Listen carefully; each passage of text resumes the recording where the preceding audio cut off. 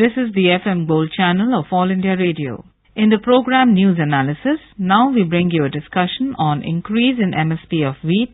The participants are Professor Kamal Nayan Kabra, agroeconomist, and Professor Shivaji Sarkar, economic analyst.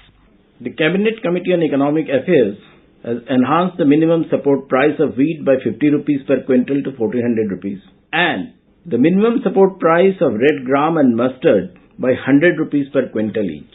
Now this is a very crucial decision the Cabinet has taken because the farmers have been demanding higher support price because they were not getting enough to sustain whatever they were been cultivating. Now the issue is, till some time back, rather last season, the prices were at the level of 1350 rupees. Now it has been raised to 1400 rupees, and similarly mustard prices and gram prices have also been raised by 100 rupees per quintal. Now this is an issue that the Cabinet has decided on certain parameters. Now Mr. Kabra, what are these basic parameters on which the prices have been decided at 50 rupees and 100 rupees for wheat and gram and mustard? I think the cost of production of agriculture is going up and the cost of living for the agricultural workers is going up because of inflation, particularly food inflation. Then also the labor that is being supplied by the farmers themselves, by their family members, that has not been adequately compensated. The question is that what are its effects and how are you going to make it reach the farmer? We have seen that MSP is announced every season. Government takes very conscious decision to increase it. And we have also seen that in certain states like Bihar, Eastern UP and some other states also, farmers do not get the minimum support price. They sell it at far below the minimum support price. The issue is that minimum support price is decided on various inputs that goes into the farm input.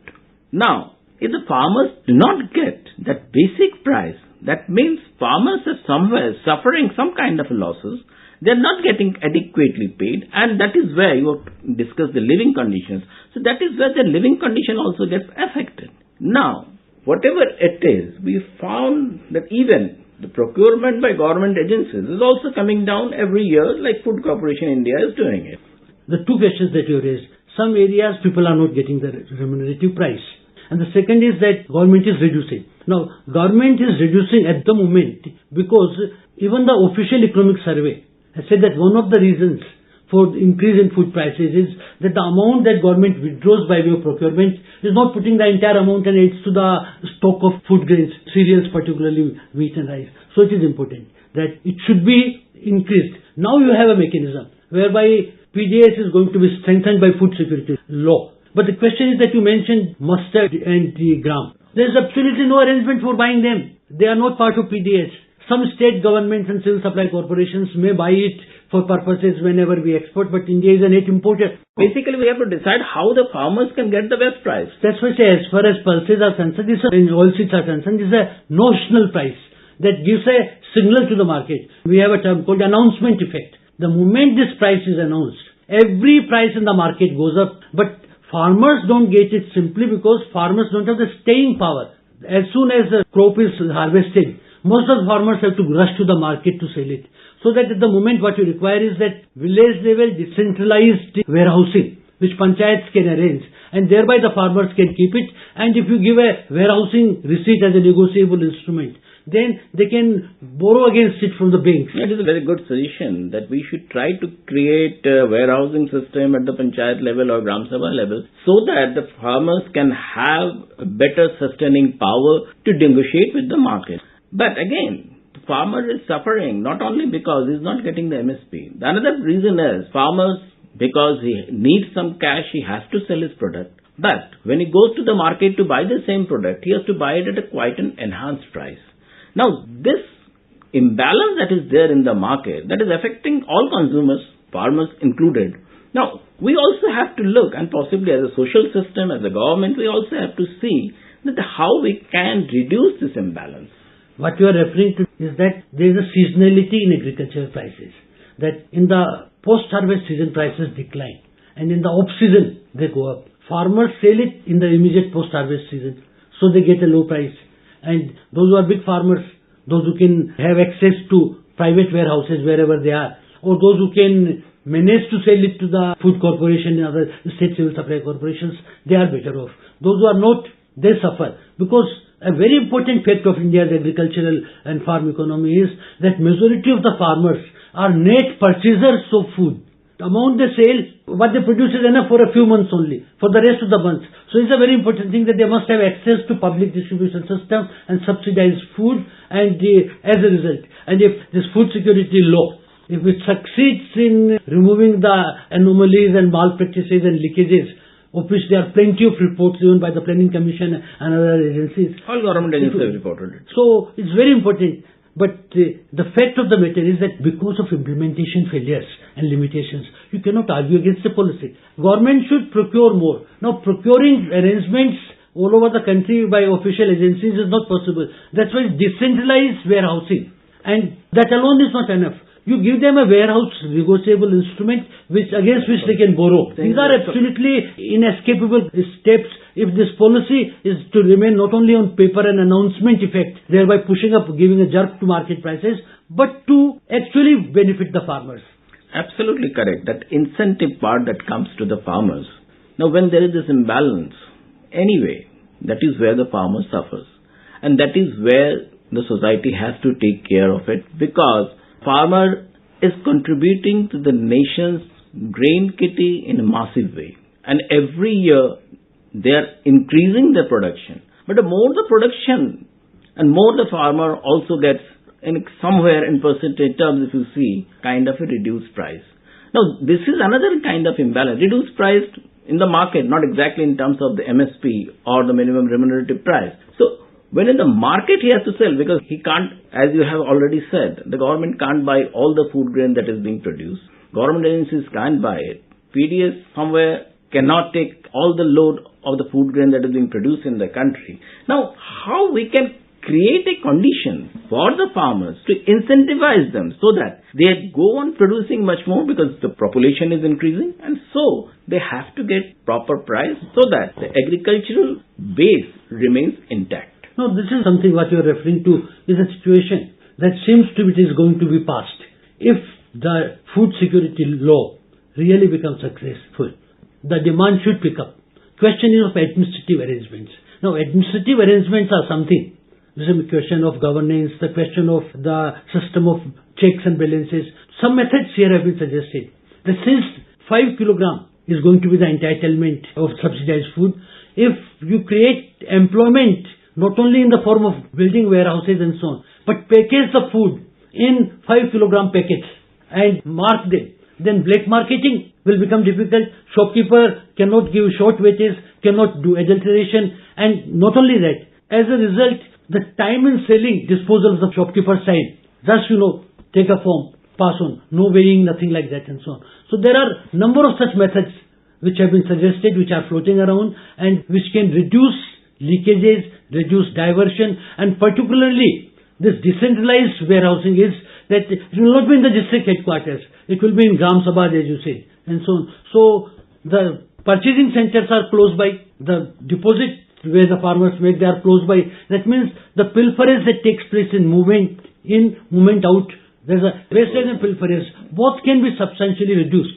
This year's budget has made the token provision of 5,000 crores rupees for panchayati godowns in the union budget. Now that has to be substantially increased, because panchayats don't have to spend money on the land because they own the land. They have money under Manrega. So make it available that Manrega labor can be used for building construction and so on, and they are given warehousing receipts. It's what we call in economics, external economics. The panchayats will get a source of revenue, the rent, and so that the government's outgo on that will also get reduced. Here also comes another issue, as we have been discussing, that whether we should go on increasing the MSP because it has its other impacts at other levels also. Because there is another issue that is linked to it is, while we are trying to give subsidy through the food security bill on the finished food, but on the level of agricultural subsidy we are going on reducing it on all kinds of agricultural inputs. Now this is another kind of a dichotomy that the farmers are facing. Now can we correct that? The idea is that you have to move away, not only the reason that you have mentioned, but also from ecological point of view, from the point of view of import dependence of the country, reducing, move towards organic farming, move towards biofertilizers, move towards the traditional methods of crop protection, the small irrigation and small projects rather than big dams and big canals and so on, then water conservation. Now in our agriculture, that is a big policy issue. This is also a policy issue. Agriculture or any economic social policies, they are interrelated set of policies. And if you have inappropriate technology, which I think Green Revolution has turned out to be, because cost of production is going up everywhere. You can't say that we can't increase it. If you increase the cost of production, you have to recompensate it. Otherwise, it will be killing the hen that lays the golden egg. How would a farmer produce next year unless she or he recovers the cost? So it's an absolute necessity that if you want to reduce input subsidies, change the inputs. The farmers' dependence on the corporate sector, on import, on oil imports, all those things will get reduced and the autonomy of the village economy.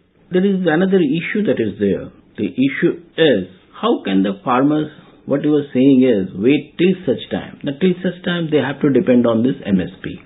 And MSP, as we have seen, in some cases we have also found farmers from other states go, especially from Punjab and their areas. They buy it from some backward states because farmers there can't sustain their product for long, and they go it and sell it at MSP and they make some kind of profits there. So these kind of things are also happening.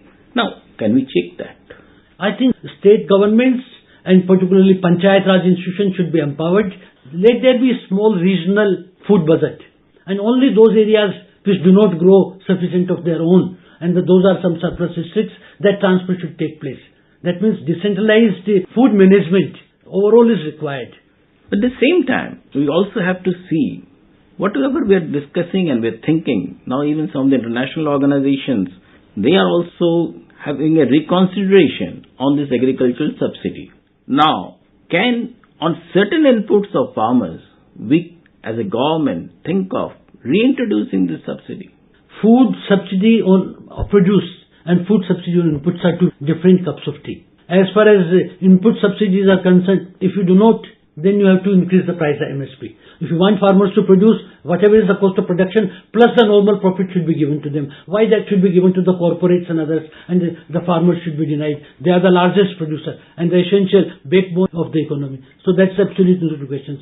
As far as food subsidy is concerned, so long as inequalities are there and hunger persists and so on, you can't let people die. So this is also absolute necessity. Those who cannot afford to pay won't be allowed to starve. There's another issue to it.